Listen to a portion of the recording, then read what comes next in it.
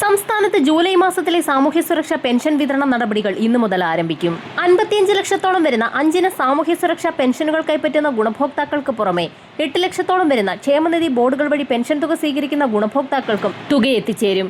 26 ലക്ഷത്തോളം വരുന്ന bank account നമ്പറുകൾ നൽകിയിട്ടുള്ള ഗുണഭോക്താക്കളുടെ അക്കൗണ്ടുകളിലേക്കും 24 ലക്ഷത്തോളം വരുന്ന ആളുകൾക്ക് കൈകളിലേക്കുമാണ് വിതരണ നടപടികൾ ആരംഭിച്ചിരിക്കുന്നത്. ജൂലൈ മാസത്തിലെ പെൻഷൻ തുക വിതരണം ചെയ്യുന്നതിലേക്കായി 1080 കോടി രൂപയാണ് വേണ്ടിവരിക. പെൻഷൻ വിതരണ നടപടികൾ ഡയറക്ട് ബെനിഫിറ്റ് ട്രാൻസ്ഫർ സംവിധാനം വഴി ആരംഭിക്കുന്നതിന്റെ ഭാഗമായി സേവന സൈറ്റ് ക്ലോസ് ചെയ്തു. കർഷക തൊഴിലാളി പെൻഷൻ, ഇന്ദിരാഗാന്ധി ദേശീയ വാർദ്ധക്യകാല പെൻഷൻ, ഭിന്നശേഷി പെൻഷൻ, അവിവാഹിതകൾക്കുള്ള പെൻഷൻ, വിധവാ പെൻഷൻ എന്നിവ കൈപ്പറ്റുന്ന ലക്ഷക്കണക്കിന് ഗുണഭോക്താക്കൾക്ക് തുക എത്രയും വേഗം ലഭ്യമാക്കുക എന്നുള്ളതാണ് സർക്കാരിന്റെ ലക്ഷ്യം. ജൂലൈ മാസത്തിലും ഗുണഭോക്താക്കൾക്ക് 2000 രൂപ വീതമാണ് എത്തിച്ചേരുക. വിവിധ ക്ഷേമനിധി ബോർഡുകളിലെ പെൻഷൻ ഗുണഭോക്താക്കൾക്കും 2000 രൂപ വീതം എത്തിച്ചേരുമെന്ന് സർക്കാർ പ്രഖ്യാപനം ഉണ്ടായിരുന്നെങ്കിൽ പോലും ജൂൺ മാസം വരെ ഗുണഭോക്താക്കൾക്ക് 1600 രൂപ വീതം മാത്രമാണ് എത്തിച്ചേർന്നുകൊണ്ടിരിക്കുന്നത്. ജൂലൈ മാസത്തിലെ ശമ്പളം, പെൻഷൻ, ക്ഷേമ പെൻഷൻ, മറ്റ് ആനുകൂല്യങ്ങൾ എന്നിവ വിതരണം ചെയ്യുന്നതിലേക്കായി സംസ്ഥാന സർക്കാർ ഇന്ന് മുംബൈ ഫോർട്ട് ഓഫീസിൽ ഇ-കുബേർ പോർട്ടൽ വഴി കടമെടുപ്പ് ലേലം നടത്തും. തുക ഇന്ന് എത്തിച്ചേരുന്ന സാഹചര്യത്തിൽ പെൻഷൻ വിതരണം നാളെ മുതൽ തന്നെ സംസ്ഥാനത്ത് ആരംഭിക്കും. 25, 26 തീയതിയോടുകൂടി അക്കൗണ്ടുകളിൽ തുക സ്വീകരിക്കുന്ന ഒട്ടുമിക്ക ഗുണഭോക്താക്കൾക്കും വിതരണം പൂർത്തിയാകും.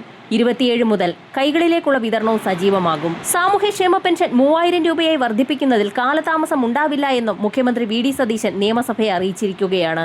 ജനങ്ങൾക്ക് നൽകിയ വാഗ്ദാനം എത്രയും പെട്ടെന്ന് തന്നെ പാലിക്കുമെന്നും മുടങ്ങാതെ പെൻഷൻ നൽകാൻ എല്ലാ നടപടിയും സ്വീകരിക്കുമെന്നും അടിസ്ഥാന പെൻഷൻ 3000 രൂപ എന്ന കണക്കിൽ ഉയർത്തുമെന്നും മുഖ്യമന്ത്രി നിയമസഭയിൽ വ്യക്തമാക്കി. പെൻഷൻ ഗുണഭോക്താക്കളുടെ പട്ടികയിൽ ആവശ്യമായ പരിശോധനകൾ നടത്തുമെന്നും മുഖ്യമന്ത്രി കൂട്ടിച്ചേർത്തു. അർഹരായ പലരും പട്ടികയ്ക്ക് പുറത്തു നിൽക്കുന്നതായാണ് റിപ്പോർട്ടുകൾ. എന്നാൽ അനർഹരായ ചിലർ പെൻഷൻ കൈപ്പറ്റുന്നതായി സർക്കാരിന്റെ ശ്രദ്ധയിൽപ്പെട്ടിരിക്കുകയാണ്. മരിച്ച പെൻഷൻ ഗുണഭോക്താവിന്റെ ആശ്രിതർ പെൻഷൻ അനർഹമായി തട്ടിയെടുക്കുന്നതും സർക്കാരിന്റെ ശ്രദ്ധയിൽപ്പെട്ടിരിക്കുകയാണ്. ഇത്തരം കാര്യങ്ങൾ കൃത്യമായി വരും ദിവസങ്ങളിൽ മുതൽ കർശനമായ പരിശോധനയുടെ ഭാഗമായി മനസ്സിലാക്കുകയും അനർഹരായവരെ പെൻഷൻ പട്ടികയിൽ നിന്ന് ഒഴിവാക്കുകയും ചെയ്യുമെന്നും മുഖ്യമന്ത്രി വി.ഡി. സതീശൻ വ്യക്തമാക്കി. സാമൂഹ്യ സുരക്ഷാ ക്ഷേമനിധി പെൻഷൻകാർക്ക് പുറമെ പ്രവാസി പെൻഷൻ കാത്തിരിക്കുന്ന ഗുണഭോക്താക്കൾക്കും ഇപ്പോൾ അറിയിപ്പെത്തിയിരിക്കുകയാണ്. പ്രവാസി പെൻഷൻ കഴിഞ്ഞ 3 മാസങ്ങളായി മുടങ്ങിക്കിടക്കുകയാണ്. പെൻഷൻ എവിടെ സർക്കാരെ എന്ന ചോദ്യമുയർത്തി കേരള പ്രവാസി സംഘം തിരുവനന്തപുരം, എറണാകുളം, കോഴിക്കോട് എന്നിവിടങ്ങളിലെ പ്രവാസി ക്ഷേമനിധി ബോർഡ് ഓഫീസുകളിലേക്ക് പ്രതിഷേധ മാർച്ച് സംഘടിപ്പിച്ചിരിക്കുകയാണ്.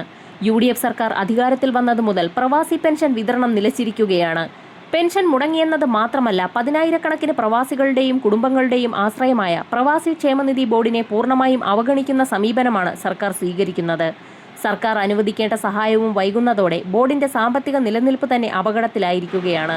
1 ലക്ഷത്തോളം വരുന്ന പെൻഷൻ ഗുണഭോക്താക്കളാണ് ഈ തുക ആശ്രയിച്ച് ജീവിക്കുന്നത്. അവരിൽ മഹാഭൂരിപക്ഷവും മരുന്നിനും ചികിത്സയ്ക്കും നിത്യജീവിത ചെലവുകൾക്കുമായാണ് ഈ പെൻഷൻ ഉപയോഗിക്കുന്നത്. പ്രവാസി പെൻഷന്റെ മുഴുവൻ കുടിശ്ശികയും അടിയന്തരമായി വിതരണം ചെയ്യുക, ക്ഷേമനിധി ബോർഡിന് സർക്കാർ അനുവദിക്കേണ്ട ഫണ്ട് ഉടൻ നൽകുക, ബോർഡിന്റെ പ്രവർത്തനം ശക്തിപ്പെടുത്തുന്നതിന് ആവശ്യമായ നടപടികൾ സ്വീകരിക്കുക എന്നീ ആവശ്യങ്ങൾ ഉന്നയിച്ചാണ് ഇന്ന് മാർച്ച് സംഘടിപ്പിച്ചിരിക്കുന്നത്. പെൻഷനുകൾ, കുടിശ്ശികയുടെ വിതരണം, മറ്റ് ആനുകൂല്യങ്ങൾ, വിവിധ മേഖലകളിലേക്കുള്ള സഹായങ്ങൾ എന്നിവയുടെ കൂടുതൽ പ്രഖ്യാപനങ്ങൾ ഉടൻ തന്നെ സർക്കാരിന്റെ ഭാഗത്തു നിന്നും പുറത്തുവരും.